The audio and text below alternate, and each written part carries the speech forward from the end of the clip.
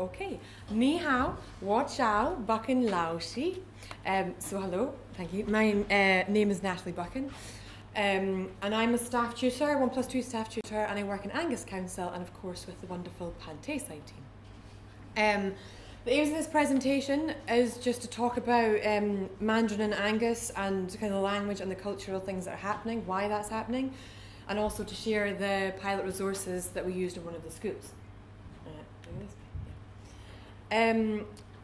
Just to give you a bit of a background, so why we have Mandarin in Angus, this all comes down to the Confucius Institute for Scottish Schools.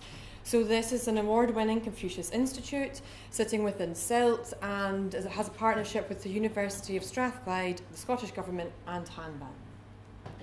So basically what that means is in Scotland there are 40 hubs throughout the whole of Scotland within 21 councils, and there we have 4 specialist hubs. In Angus we're lucky enough to have 2 of those Confucius hubs, Carnoustie High School and Burnside Primary School, which both sit within the Carnoustie cluster. And they work very hard to promote Chinese culture and also the Mandarin language. They get a handband teacher, a volunteer, every year or 2 years, depending on who comes, and they work hard throughout the schools to promote Mandarin language. They also do lots of cultural activities, and actually the Burnside Primary School just had an inspection before the holidays, and it was highlighted in their report all the fantastic work that was happening with the handband teacher throughout the whole school. So really positive message. What we found in Angus though was that all the Mandarin work was really happening in Carnoustie cluster. The handband teacher was delivering Mandarin as an L3 in the whole cluster, but that was great. She's a native speaker, of course she can deliver Mandarin lessons. What we wanted to do was extend Mandarin out with just the Carnoustie cluster and to spread it throughout the whole of Angus. For us, that was going to be hard because we only had 2 handband teachers for the whole council. We've got many rural schools, so it wasn't possible for them to visit all the schools, which is why we went to Richard and said, please, we need to create a resource that teachers can use who have no knowledge of the Mandarin language and possibly limited knowledge of culture. So of course that's going to be a very hard thing. Richard and his team created a fantastic resource. We piloted the first course in 2016-17 with one of the handband teachers, so we could get a kind of idea around the language that was used and if she felt it would work well in the schools. And we also piloted it with a teacher at Borfield Primary School in Montrose, and she had no Mandarin language whatsoever. So she piloted course 1, we kind of collated all of the results of that, adapted the course, and she found it so successful, she came back and said, okay, that's great, you've done the first course, now the second course, please. So I had to go back to Richard and say, please, Richard. So last year, we piloted the second course. We piloted this time just with the Scottish teacher, so she'd done the first course. She found it actually so easy following the first course that she said, don't worry, I'm just going to whiz through the first lessons with my new class. I forgot my log on actually, but I'm pretty sure I can get through the first 3 lessons just remembering what I did last year. Just because it was such an easy course to follow. She piloted the second course, which works, continues from course 1.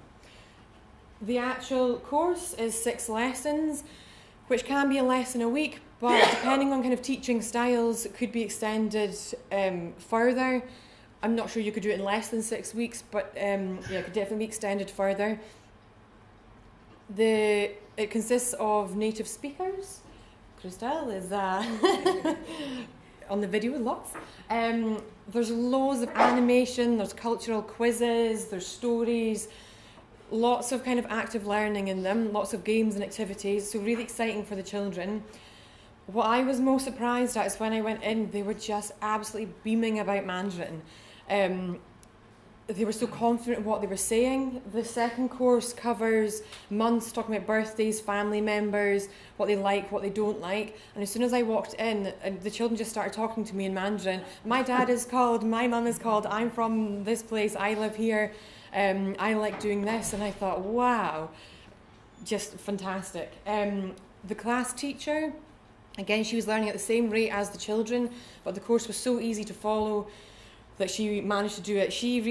It becomes a facilitator of all the activities because Crystal is on the screen and other Mandarin speakers are on the screen delivering the lessons for you. It's really the teacher's role to learn with the children and to facilitate all the resources.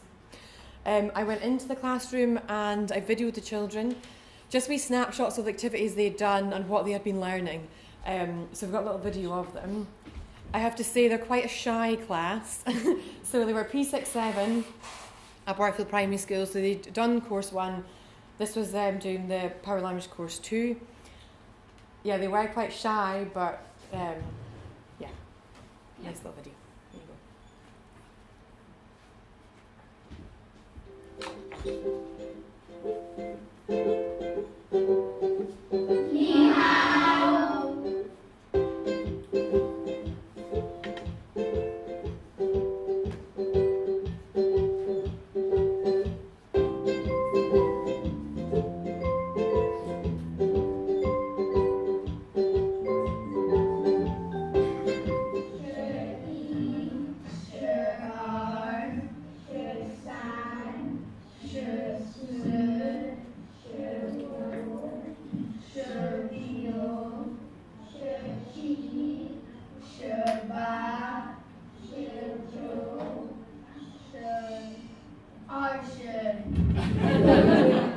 To learn our numbers and I won the race.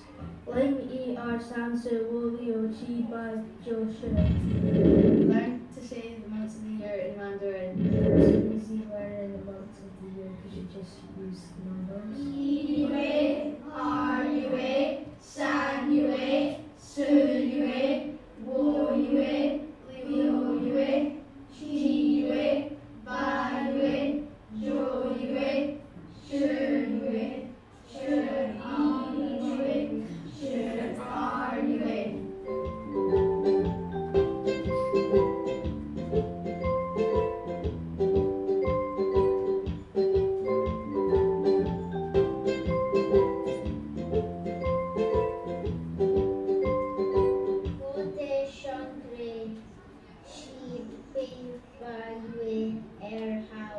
That means my birthday's on this August 2nd.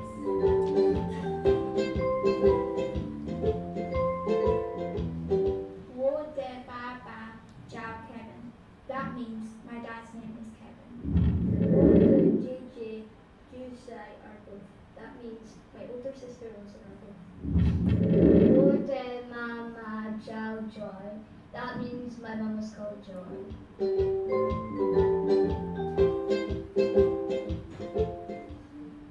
You are going to hear 12 different birthday dates in Chinese. Listen carefully. Match each date with its English translation on the sheet, indicating the correct number. 我的生日是8月2号. That is the 2nd of August. We learned how to write Ni Hao in Chinese characters.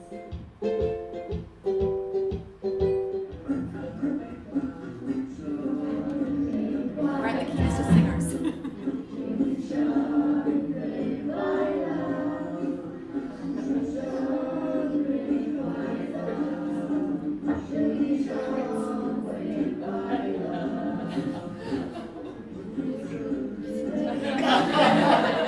A couple of key dancers. Stories about calligraphy and birthdays, and we took quizzes and earned lots of time.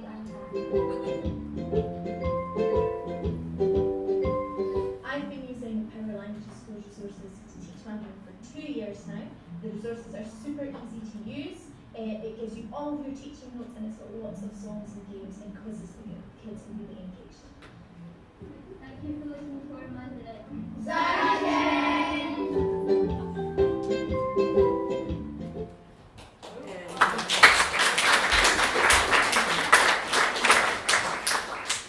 So I have to say that was the final term last session in P6-7, so hormones were getting in the way a little bit.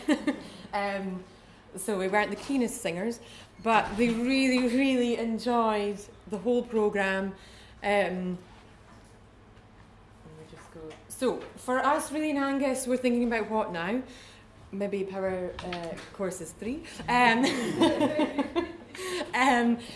We are in the process of setting up a mini hub with the Confucius funding. So in Angus, because we're a little bit spread out, we've got lots of Mandarin and kind of resources in Carnoustie cluster. For the other side of Angus, they find it difficult to access the resources. So we're setting up a resource hub where teachers can come along, they can collect a box of resources to go and use in their schools to teach. It might just be a one-off topic on China. They might be starting to look at L3, but within that we'll be offering to, or kind of promoting this course because it's so easy to use and they need no knowledge of Mandarin before teaching it. Or because I've been kind of telling teachers as I'm going around Angus and sharing what we're doing with the course, lots of them have said, oh, but there's a Spanish course too, isn't there?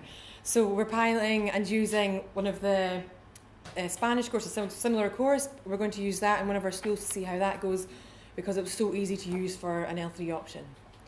So that, yeah, that's kind of where we're hoping to go next. If there's any questions, happy to answer any. Any questions? Just there. Thank you.